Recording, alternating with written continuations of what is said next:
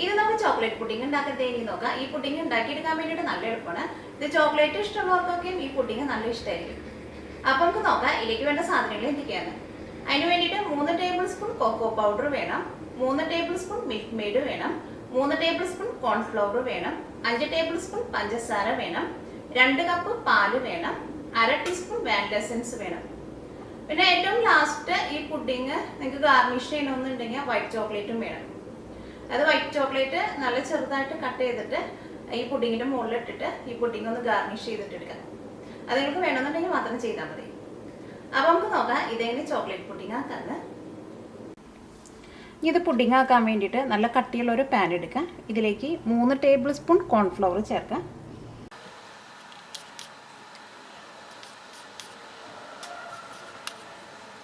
3 table spoon cocoa powder ചേർക്കാം,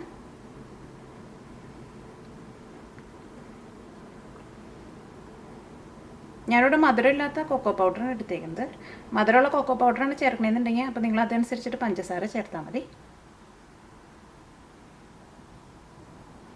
ഇതേപോലെ cocoa powder എന്ന് പറഞ്ഞിട്ട് നമുക്ക് കടയിൽ നിന്ന് വാങ്ങാൻ വേണ്ടിയിട്ട് കിട്ടും. ഇതിലേക്ക് 5 ടേബിൾ സ്പൂൺ പഞ്ചസാര ചേർക്കാം,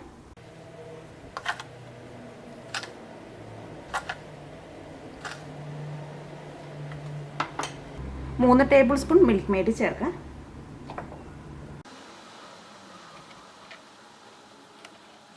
എല്ലാം കൂടിയിട്ട് നന്നായിട്ടൊന്ന് മിക്സ് ചെയ്യാം.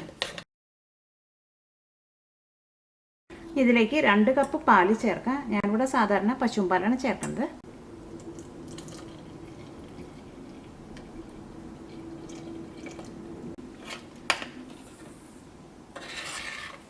വാനില എസൻസ് ഏറ്റവും ലാസ്റ്റ് ചേർക്കാം. ഇപ്പോൾ പാലിൽ ഇതെല്ലാം മിക്സ് ആയിട്ടുണ്ട്. ഇതിനകത്ത് ഈ കൊക്കോ പൗഡർ ചെറുതായിട്ട് ഇങ്ങനെ തരി പോലെ മുകളിൽ പൊന്തി കിടക്കുന്നുണ്ട്. അത് നല്ല തണുത്ത പാലായതുകൊണ്ടാണ് അതിങ്ങനെ കൊക്കോ പൗഡർ ഇതേപോലെ ഇങ്ങനെ പൊന്തി കിടക്കുന്നത്. പക്ഷെ അത് കുഴപ്പമില്ല. അത് ഈ പാല് നന്നായിട്ട് ചൂടാവുമ്പോൾ ആ കൊക്കോ പൗഡർ ഈ പാലിൻ്റെ കൂടെ മിക്സ് ആയിക്കോളും. ഇനി ഇത് അടപ്പത്ത് വെച്ചിട്ട് നന്നായിട്ട് ചൂടാക്കിയിട്ട് നല്ല തിക്കാക്കിയിട്ട് എടുക്കണം. ഈ തീ ഓണാക്കാം. ഇത് നിങ്ങൾ നിർത്താണ്ട് ഇളക്കി കൊടുത്തുകൊണ്ടിരിക്കണം. അല്ലെങ്കിൽ ഇത് പെട്ടെന്ന് തിക്കായിട്ട് ഇത് അടിയിൽ പിടിക്കും. ഇത് ഇളക്കുമ്പോൾ ഈ സെൻറ്ററിൽ മാത്രം ഇളക്കാണ്ട് സൈഡിൽ നിന്ന് നന്നായിട്ട് ഇളക്കി കൊടുക്കണം. അല്ലെങ്കിൽ സൈഡിലേക്ക് ചിലപ്പോൾ അത് അടിയിൽ പിടിക്കും.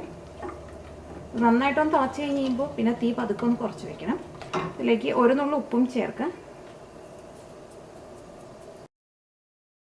ഇത് ചെറുതായിട്ട് തിക്കായി തുടങ്ങിയിട്ടുണ്ട്. ഇനി തീ പതുക്കെ കുറച്ച് വയ്ക്കാം. അപ്പോൾ ഇത് നല്ല തിക്കായിട്ട് വന്നിട്ടുണ്ട്. നല്ല തിക്കായി കഴിയുമ്പോൾ ഇത് ഇതേപോലെ വരണം. ഇനി ഇതിലേക്ക് വാനില എസൻസ് ചേർക്കാം. ഞാൻ ഇതിലേക്ക് 1/2 ടീസ്പൂൺ വാനില എസൻസാണ് ചേർക്കുന്നത്.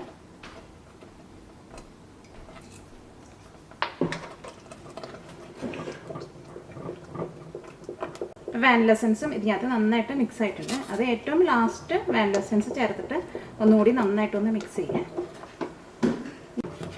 അപ്പോൾ നല്ല തിക്കായിട്ട് വന്നിട്ടുണ്ട്. നമ്മൾ സ്പൂണിലെടുത്തിട്ട് ഒഴിക്കുമ്പോൾ ഇതേപോലെ നല്ല തിക്കായിട്ട് ഇങ്ങനെ വീഴണം. ഇനി നമുക്ക് തീ ഓഫ് ചെയ്യാം. ഇനി ഇത് ഫ്രിഡ്ജിൽ വെച്ചിട്ട് ഇത് നന്നായിട്ട് തണുപ്പിച്ചിട്ട് എടുക്കണം. നന്നായിട്ട് തണുത്ത് കഴിയുമ്പോൾ ഇത് നല്ല സെറ്റായിട്ട് വരും. ഇനി ഇത് സെറ്റ് ചെയ്യാൻ വേണ്ടിയിട്ട് ഒരു പാത്രത്തിലേക്ക് പാർത്താം.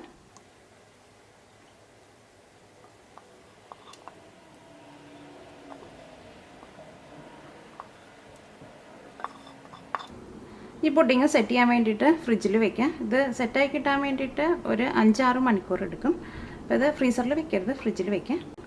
അപ്പോൾ പുഡിങ് സെറ്റായിട്ടുണ്ട്. ഞാൻ അതിൻ്റെ മുകളിൽ കുറച്ച് വൈറ്റ് ചോക്ലേറ്റ് ഇട്ടിട്ട് ഈ പുഡിങ് ഒന്ന് സെറ്റ് ചെയ്തിട്ടുണ്ട്. ഈ പുഡിങ് സെറ്റായോ എന്ന് അറിയാൻ വേണ്ടിയിട്ട് ഇത് നമ്മളിങ്ങനെ ഈ പാത്രം ഇങ്ങനെ ചരിക്കുമ്പോൾ ഇതിങ്ങനെ സൈഡിൽ നിന്ന് ഇങ്ങനെ പുഡിങ് ഈ പാത്രത്തിന്മേൽ ഇങ്ങനെ വിട്ടു വരണം.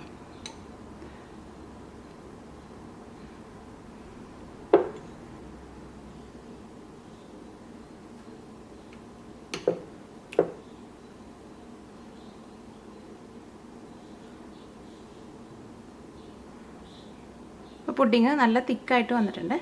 എല്ലാവരും ട്രൈ ചെയ്ത് നോക്കുക. ഈ ചോക്ലേറ്റ് ഇഷ്ടമുള്ളവർക്കൊക്കെയും ഈ പുഡിങ് നല്ല ഇഷ്ടമായിരിക്കും.